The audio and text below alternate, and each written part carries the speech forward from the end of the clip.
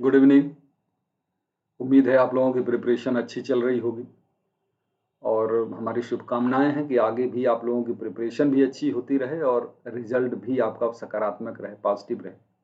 और इसी पर्पज़ के लिए हम भी कुछ कर रहे हैं और ताकि आप लोगों की तैयारी में कि आपका सकारात्मक रहे, पॉजिटिव। आप लोगों की तैयारी में कुछ न कुछ सुधार मैं भी कर सकूँ, कुछ न कुछ एडिशनल कुछ चीज़ें जोड़ सकूँ, कुछ गाइड कर सकूँ, कुछ प्रैक्टिस करा सकूँ।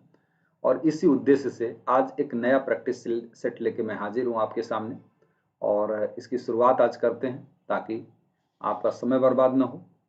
और बिना देर किए इस चीज़ की शुरुआत करते हैं। सबसे पहले थोड़ा-सा अनअकैडमी के बारे में जान लेते हैं। ये है अनअकैडमी जुडिशियरी का यूट्यूब चैनल और आप जानते हैं कि अनअकैडमी देश का सबसे बड़ा ऑनलाइन लर्निंग प्लेटफ़ॉर्म है और यहाँ पर सारी परीक्षाओं की प्रिपरेशन कराई जाती है। ये ऑनलाइन कोचिंग है और यहाँ पर चाहे किसी भी परीक्षा की प्रिपरेशन करनी हो, उसकी प्रिपरेशन कराई जाती है। इसी वजह से इस देश का सबसे बड़ा ऑनलाइन लर्निंग प्लेटफ़ॉर्म है। ये है जुडिशियरी का प्लेटफ़ॉर्म और यहाँ पर लॉ से जुड़े जितने भी एग्ज़ाम हैं, चाहे जुडिशियरी का एग्ज़ाम हो, चाहे पीसीएसजे का एग्ज़ाम हो, चाहे हायर जुडिशियल सर्विस का एग्ज़ाम हो, सारे एग्ज़ाम की प्रिपरेशन कराई जाती है इस प्लेटफ़ॉर्म के माध्यम से। और देश का जैसा कि मैंने कहा कि सबसे बड़ा और बेस्ट प्लेटफ़ॉर्म इसी वजह से है क्योंकि यहाँ पर देश के सबसे बड़े और सेलेक्टेड एजुकेटर जो हैं, वो आपको गाइड करते हैं, जिनके पास अच्छी क्वालिफ़िकेशन भी है और अच्छा अनुभव भी है। और जब वो आपको गाइड करते हैं, तो आपकी प्रिपरेशन भीड़ से बिल्कुल अलग होती है और आपकी तैयारी का लेवल बिल्कुल अलग होता है, जिसकी वजह से आपको बहुत परेशान नहीं होना होता है। नमस्ते रंजना जी।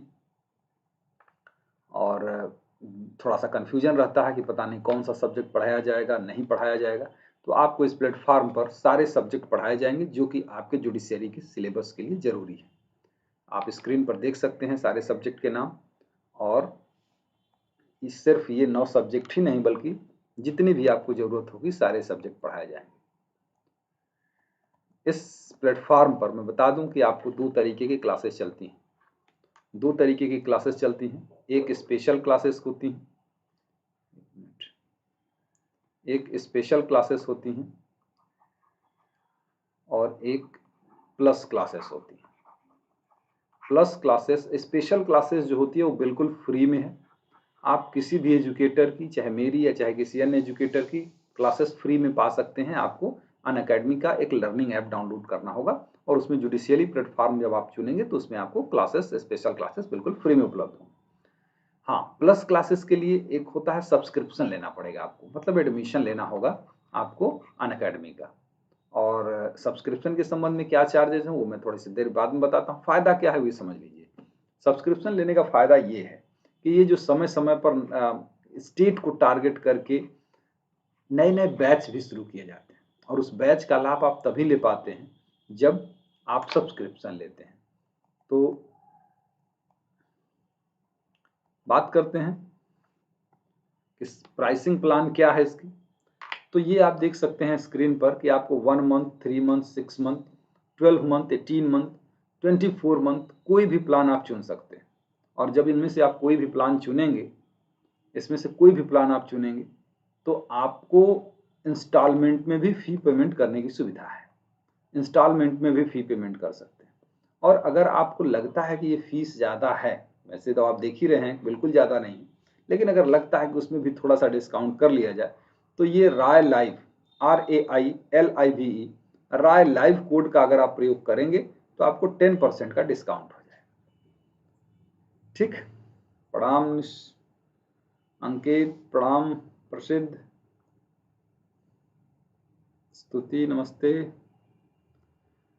ये हो जाएगा तो इसको थोड़ा सा याद रखना है। और ये देखिए T20 मार्क टेस्ट होता है। T20 मार्क टेस्ट भी होता है और ये मंडे टू थर्सडे चलता है। सब्जेक्ट क्या होंगे? आईपीसी, सीआरपीसी, सीपीसी और एविडेंस के मार्क टेस्ट होंगे सुबह 9 बज के लेके 9:30 बजे तक।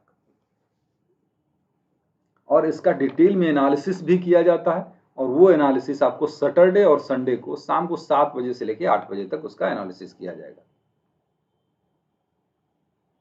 हाँ, आजकल क्लास नहीं कर रहे थे। ये अनअकैडमी जुडिशियरी का यूट्यूब चैनल है जिस पर आप क्लास कर रहे हैं, और यहाँ आपको पता है कि शाम को 6:30 बजे से ये क्लासेस रहती है। कुछ न कुछ चाहे प्रैक्टिस कराएंगे, चाहे कोई रिवीजन कराएंगे, कुछ न कुछ कराते रहते हैं। ये टेलीग्राम चैनल है, आप उसे ज्वाइन कर सकते हैं, और टेलीग्राम चैनल है UA judiciary Dharmendra, UA judiciary Dharmendra, ये टेलीग्राम चैनल है, और इस टेलीग्राम चैनल के माध्यम से आप क्लासेस ज्वाइन कर सकते हैं। ओके, ठीक है, कोई बात नहीं। ठीक है, तो अब हम लोग आगे बढ़ते हैं और अपनी आज की प्रैक्टिस शुरू करते हैं।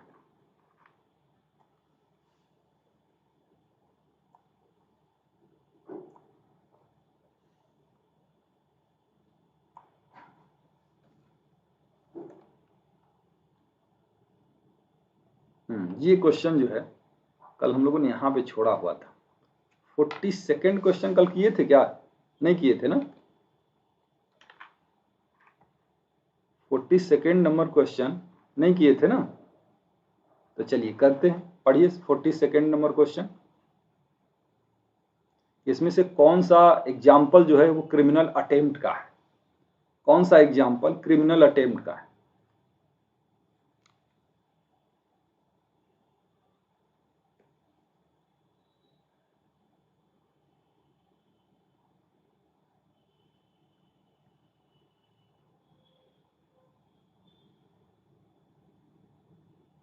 इसमें से सही ऑप्शन बताइए। नेहा नमस्ते। संजना बता रही है नो। जल्दी से जवाब दीजिए बच्चों, जल्दी जल्दी जवाब दीजिए ताकि ज़्यादा से ज़्यादा क्वेश्चन हम लोग कर पाएँ। समय ज़्यादा लगेगा तो क्वेश्चन कम हो पाएंगे।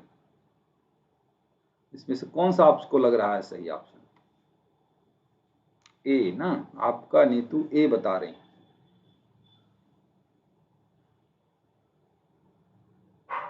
चलिए मैं ही बता देता हूं क्योंकि आपके आंसर आ नहीं रहे। अंकित बी बता रहे हैं। क्वेश्चन क्या है? क्रिमिनल अटेम्प्ट है ना? क्रिमिनल अटेम्प्ट है। नेहा सी बता रहे हैं, प्रसिद्ध 4 बता रहे हैं। नो मीन्स नहीं करवाए थे। अच्छा, ठीक है, तो इसका जवाब दीजिए। हाँ, तो इसका मैं बता देता हूँ क्योंकि आप लोगों के रिस्पांस थोड़े से स्लो आ रहे हैं। मैं बता देता हूँ इसमें। देखिए, इसमें पहला अटेम्प्ट है। A intending to kill B shoots at any empty car race believing to be occupied by B, ये है। उसके अलावा दूसरा A with intention to kill B administer sugar mistaking it for arsenic, नहीं, ये नहीं है। A intending to kill B at a log of wood mistaking it for B, तो ये भी अटेम्प्ट है। और चौथा ये भी अटेम्प्ट है। यानी 1, 3 और 4 जिस ऑप्शन में होगा वो सही होगा, तो ऑप्शन नंबर डी सही है। ठीक है, ऑप्शन नंबर डी सही। इस प्रश्न का जवाब आप दे नहीं पाए बच्चों। चलिए अगला क्वेश्चन कर लीजिए। आसान क्वेश्चन करना है तो करिए ये आसान। नलम क्रिमेन सीने लेगे, नल्ला पोइना सीने लेगे, इसका क्या मतलब होता है?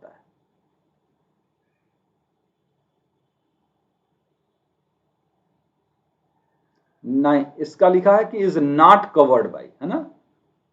इसमें से क्या नहीं सही है इसके संबंध में? ये 43 नंबर क्वेश्चन है मधु। नलम क्रिमेन सीने लेगे, नल्ला पुना सीने लेगे, किस से क्या संबंधित नहीं?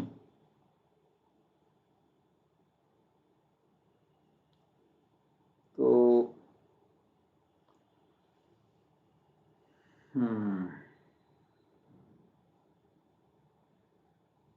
इसका मतलब ये होता है, नलम क्लिमेन सीने लेगे, नल्ला पोइना सीने लेगे का मतलब ये होता है कि किसी भी व्यक्ति को सिर्फ किसी वैध विधि के उल्लंघन के लिए ही पनिश किया जा सकता है। ठीक है, किसी वैध विधि के लिए ही किया जा सकता है। तो इसमें से कौन सा नहीं है वैध विधि का लक्षण? Non retroactivity of penal law ये तो है, penal institute should be constructed strictly ये भी है, सर्टेनिटी इन लेजिस्लेशन ये भी है, नॉन एसेसिबिलिटी ऑफ लॉ ये सही आंसर हो जाएगा, यानी यही इसमें कवर नहीं होता।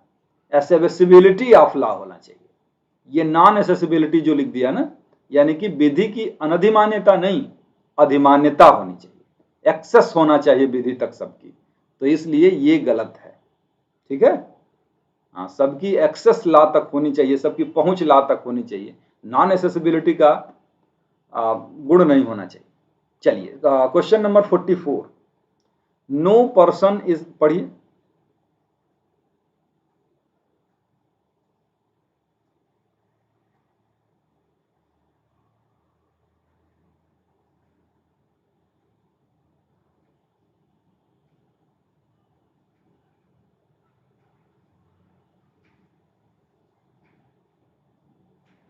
इसमें से क्या दे रहे हैं बच्चे?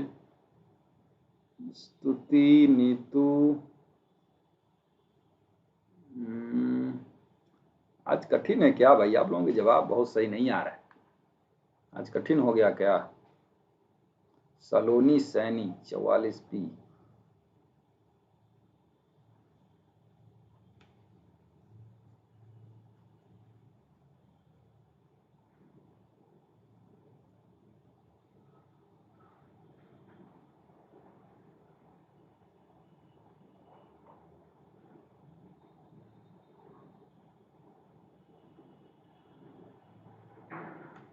वेरी गुड, ये है प्राइवेट न्यूसेंस, है ना, इसका एक ही है कि इज नॉट एन एक्सेप्शन, यानी विकैरियस लाइबिलिटी का एक्सेप्शन इसमें से क्या नहीं है, विकैरियस लाइबिलिटी का एक्सेप्शन इसमें से क्या नहीं है, बिल्कुल ठीक है।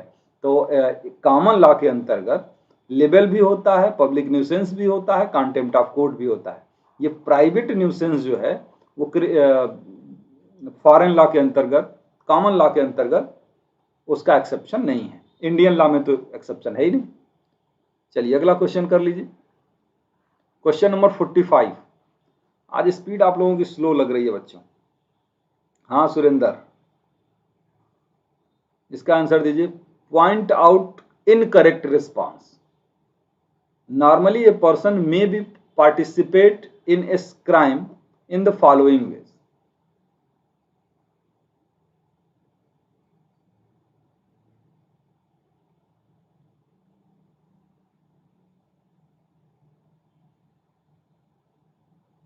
तो इसमें से कौन सा तरीका आप बताइए, ध्यान दीजिएगा, इनकरेक्ट रिस्पॉन्स को चेक करना है, जो गलत है इसमें से गलत है। आज आप लोगों के देखिए आंसर नहीं सही से आ रहे हैं, जल्दी जल्दी, मुझे लगता है कि आंसर आप लोगों को कठिन लग रहा है।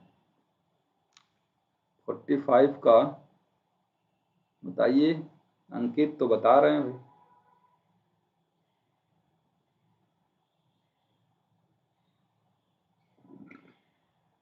चलिए इसका जवाब मैं बता देता हूं, और इसका जवाब होगा सी। क्यों? क्योंकि when he himself commit a crime, बिल्कुल इस तरीके से कर सकता है। when he shares in commission of crime, बिल्कुल अपराध किए जाने में भागीदारी करता है, तब भी हो सकता है। अगर वो प्रेजेंट रहता है तब भी है। लेकिन किसी को अपराध करने के लिए जो एजेंट के रूप में अथराइज करना, ये इसके लिए नहीं, ये गलत है। क्रिमिनल लॉ के अंतर्गत विकैरियस लायबिलिटी का रूल लागू नहीं होता।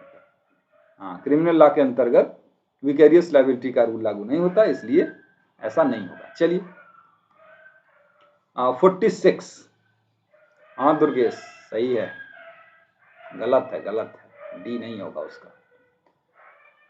हाँ, विच of the following is not an essential condition of criminal liability, आपराधिक दायित्व के लिए इसमें से कौन सी शर्त नहीं?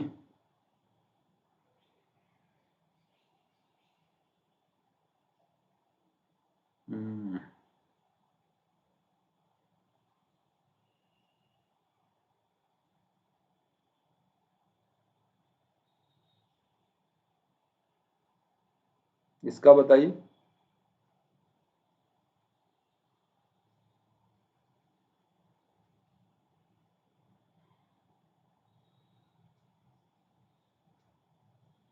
इसका 46 का क्या आंसर बता रहे हैं आप? हाँ, आज कठिन क्वेश्चन है ना, तो आज सब शांत हैं एकदम।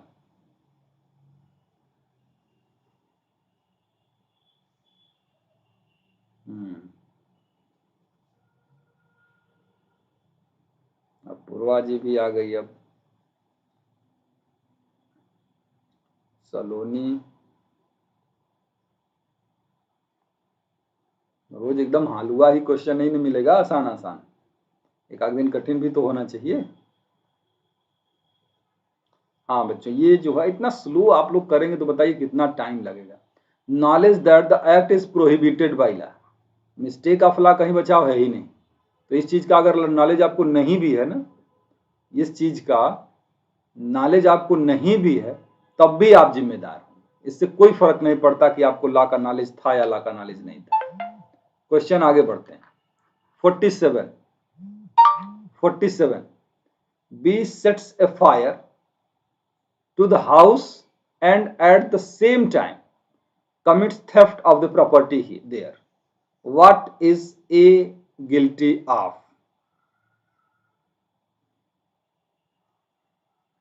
47 का आंसर दीजिए।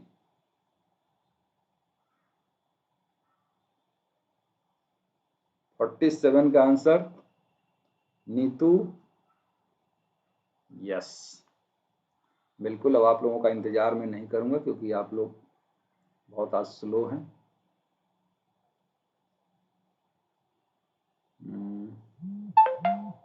हाँ बिल्कुल, ये ऑप्शन नंबर बी सही हो जाएगा इसमें। हाँ, कि घर जलाने के लिए एबेटमेंट के लिए तो दोषी होगा, लेकिन चोरी के एबेटमेंट का दोषी नहीं होगा। चलिए क्वेश्चन नंबर 48 कर लीजिए जल्दी से। विच of the following is not necessary for the offence of criminal conspiracy? आपराधिक षड्यंत्र के लिए कौन सा इसमें से सही नहीं है?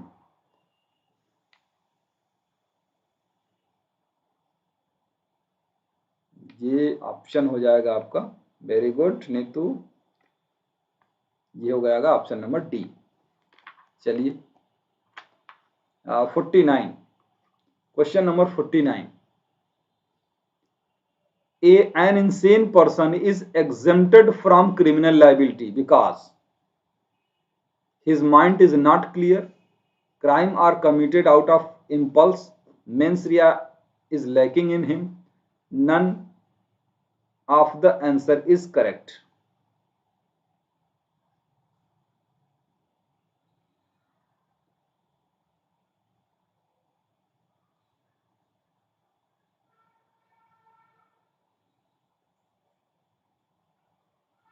इसमें से कौन सा सही आ रहा है?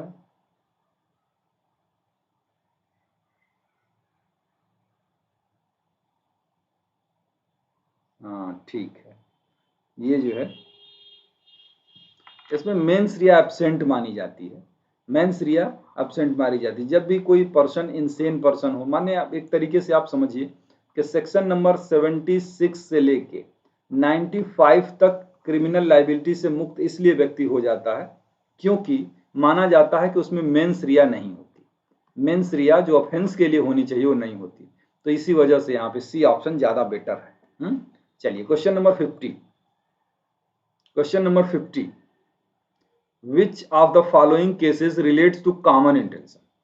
कॉमन इंटेंशन से संबंधित कौन सी केस है?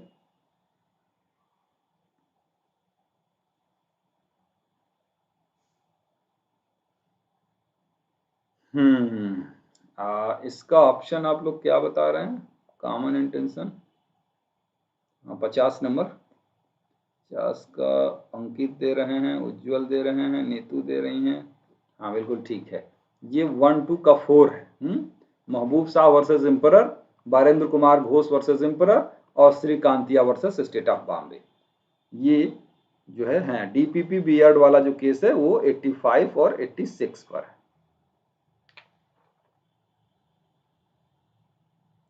चलिए क्वेश्चन नंबर 51।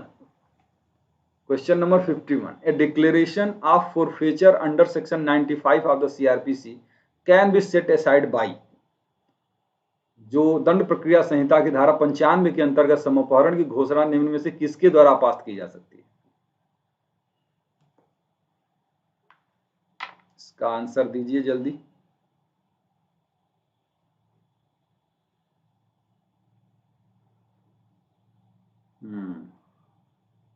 देखिए कृति भी अब आ गई। हाँ बिल्कुल, ये हाई कोर्ट के अंदर। अब 95 के अंतर्गत फोरफेचर का जो आदेश दिया जाता है सीआरपीसी के, कि कोई डॉक्यूमेंट है, कोई ऐसी बुक है जिसमें ऐसी कोई चीज है जो सेक्शन 124 ए के अंतर्गत, 153 ए के अंतर्गत या फिर अश्लील है, तो ऐसी चीजों को फोरफेच करने का आदेश गवर्नमेंट दे देती है। तो हाई कोर्ट इस आदेश को सेटिसाइड कर सकता है सेक्शन 96 के अंतर्गत। हाई कोर्ट इसको सेटिसाइड कर सकता है। कितने दिनों के भीतर हाई कोर्ट में ऐसा एप्लीकेशन लगाया जाएगा? सेटिसाइड होने के 2 महीने के भीतर। चलिए आगे बढ़ते हैं। 52 कि which one of the following is not essential element of first information report. FIR का एसेंशियल एलिमेंट क्या नहीं है इसमें? It is an information given to a police officer. Information must relate to cognizable offense. It is an information first in point of time. Information may relate to any kind of offense, whether cognizable or incognizable. इसमें से कौन सा सही नहीं है?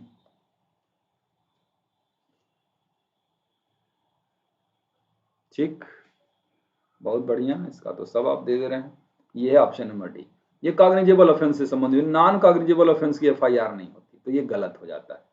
चलिए अगला question कर लीजिए। 53 The subject of criminal procedure falls in which one of the following list of Constitution of India?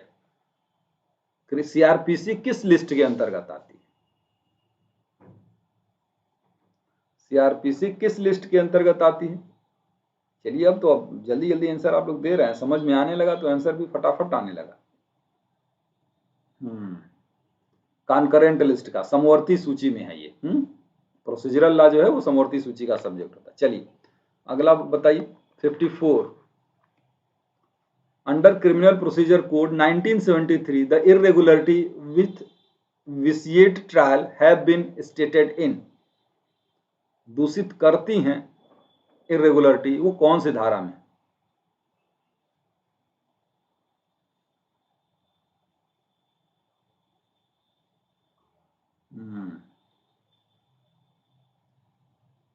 बिल्कुल, ये है 461।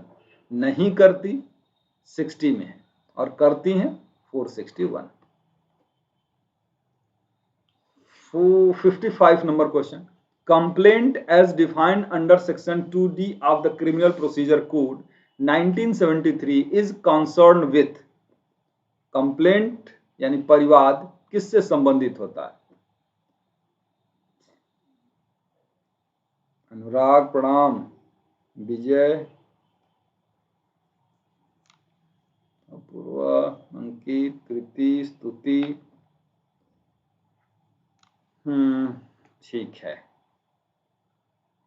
हाँ, कंप्लेंट जो होता है वो कॉग्निजेबल ऑफेंस का भी हो सकता है, नॉन कॉग्निजेबल ऑफेंस का भी हो सकता है। एफआईआर केवल कॉग्निजेबल ऑफेंस के संबंध में होती है। 2D में होता है, किसके पास कंप्लेंट होता है? तो मजिस्ट्रेट के पास होता है।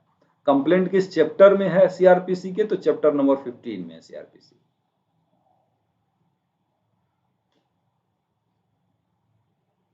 अच्छा चलिए क्वेश्चन 56 पंकज विश्वकर्मा। चलिए पंकज जी इसका जवाब दीजिए। In which of the following section of the criminal procedure code 1973 it is mandatory to produce the person arrested before the magistrate within 24 hours of arrest. गिरफ्तार किए जाने के 24 घंटों के भीतर मजिस्ट्रेट के सामने पेश कर देना। ये कितने दिनों के, कितने घंटे के, किस सेक्शन में है ये? ये अच्छा लग रहा है आप लोगों के आंसर, बिल्कुल 57 में है ना। हाँ, और यही बात आ जाती है कि जब ये 24 घंटे के भीतर इन्वेस्टिगेशन पूरा नहीं होता तो मजिस्ट्रेट के सामने पेश करना होता है 167 के अंतर्गत। रिंकू बिल्कुल बिल्कुल बिल्कुल सही। 57 number question. Under which of the following section of the criminal procedure code 1973 monthly allowance or interim monthly allowance for maintenance can be altered। भत्ते में बदलाव करने के संबंध में कौन सी धारा है? 57।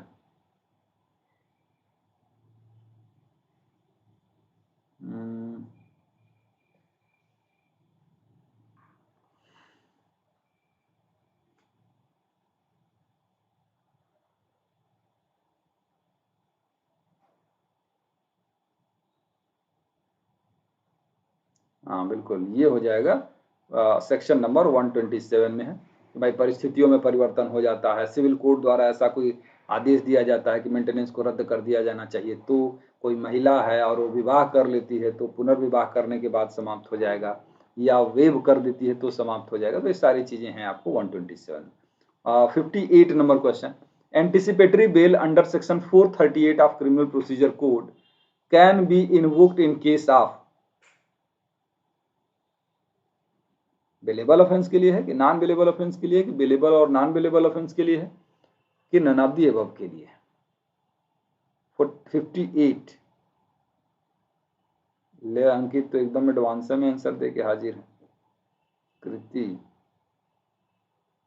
छाया, सलोनी, विजय, नीतू, मधु, अंकित, रंजना, रिंकू, स्तुति। चलिए, ये ऑप्शन नंबर बी हो जाएगा। नॉन बिलेबल ऑफेंस में ही एंटिसिपेटरी बेल ली जाती है।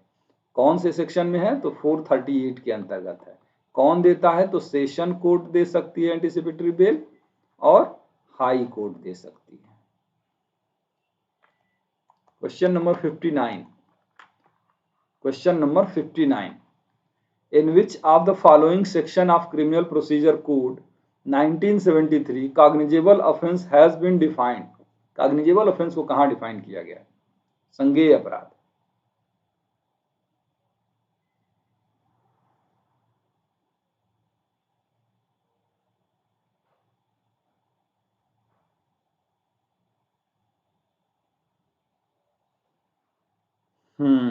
तो ये है संज्ञेय अपराध को, बिल्कुल आपका सही आंसर ऑप्शन नंबर सी है। स्तुति भी सही बता रही हैं सारे के सारे क्वेश्चन का आंसर, वेरी गुड। तो ये 2C में है कॉग्निजेबल, और नॉन कॉग्निजेबल पूछ दे तब तो नॉन कॉग्निजेबल पूछ देगा तो 2L में हो जाएगा। और कॉग्निजेबल ऑफेंस का मतलब क्या होता है? कॉग्निजेबल ऑफेंस का मतलब होता है कि जिसमें पुलिस ऑफिसर बिना वारंट के अरेस्ट कर सकती है। अफरोज अहमद जी, गुड इवनिंग। बिना वारंट के अरेस्ट कर सकती है कॉग्निजेबल ऑफेंस में। ये पढ़िए, 60 नंबर क्वेश्चन का आंसर दीजिए।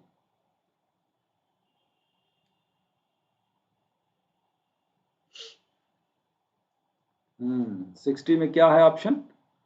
सही ऑप्शन है ये। आप लोगों का ऑप्शन क्या है? ठीक है,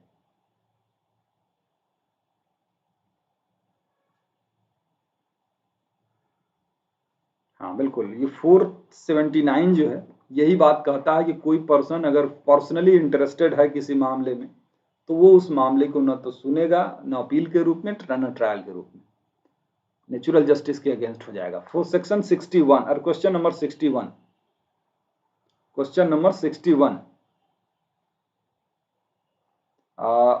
which one of the following section of criminal procedure code has defined the word offense? offense को किस में डिफाइन किया गया?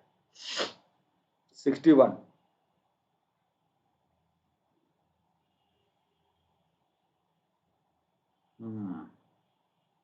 हाँ बिल्कुल सही है। अंकित, कृति, अपूर्वा, रंजना, नीतू, स्तुति, रसलोनी, नीतू, कृति, मधु, बिल्कुल ठीक है। ये 2N है, 2N में डिफाइन किया गया। ऑफेंस को 2N में डिफाइन किया गया। आईपीसी में ऑफेंस को कहां डिफाइन किया गया है? तो सेक्शन नंबर 40 में डिफाइन किया गया। ये अगला क्वेश्चन कर लीजिए, 62 number question, under which section of CrPC A magistrate can arrest a person. Magistrate किस धारा के अंतर्गत अरेस्ट करता है सीआरपीसी में? Very good.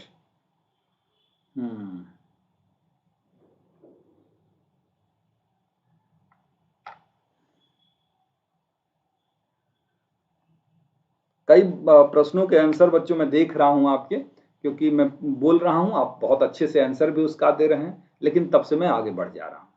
तो इससे घबराने की बात नहीं, मैं आपके कमेंट लगातार देख रहा हूँ, इसलिए मैं आगे बढ़ जा रहा हूँ, क्योंकि आपका समय न किल हो, आपका समय बर्बाद ना हो और ज़्यादा से ज़्यादा हम लोग क्वेश्चन कर पाएँ।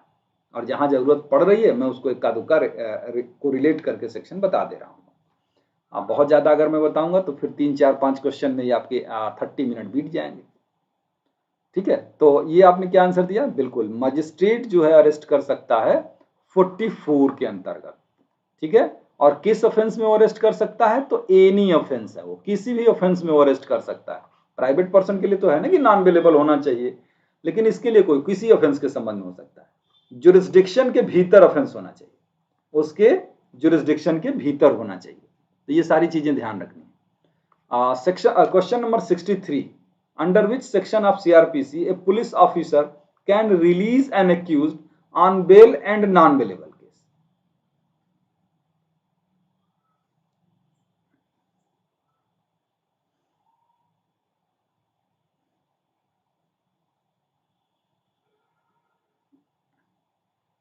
सिक्सटी थ्री का क्वेश्चन का आंसर आप क्या दे रहे हैं?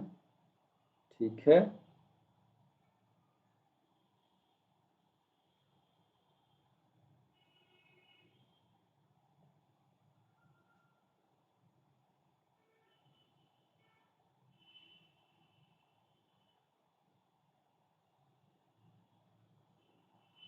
हाँ बेटा, कई लोग गलत भी बता रहे हैं इसका।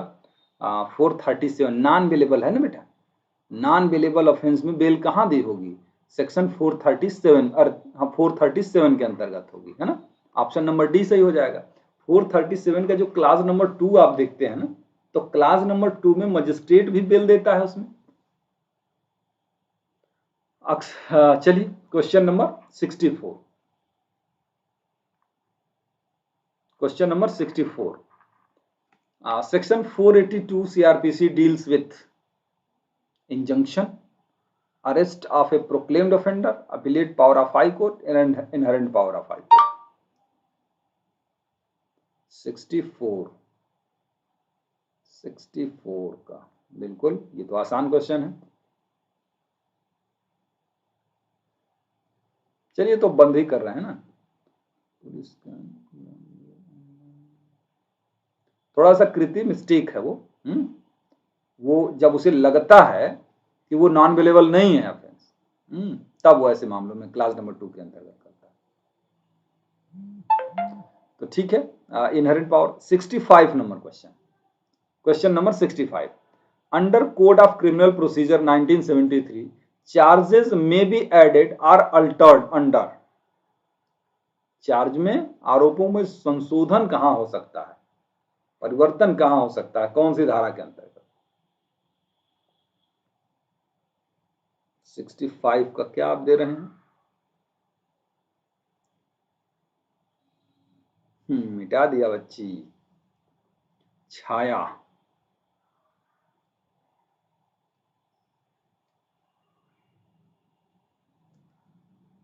ठीक है, बिल्कुल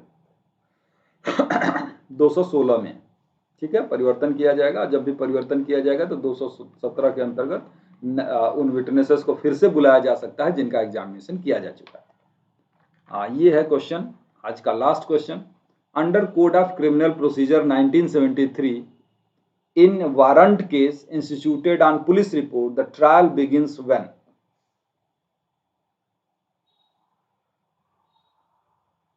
66 का आंसर दीजिए।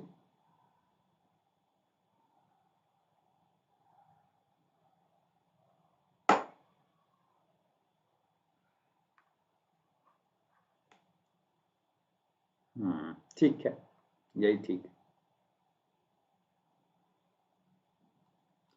तो चलिए आज यही, क्योंकि टाइम हम लोगों का ओवर हो गया है तो इसलिए ज़्यादा हम लोग पढ़ा नहीं पाएंगे।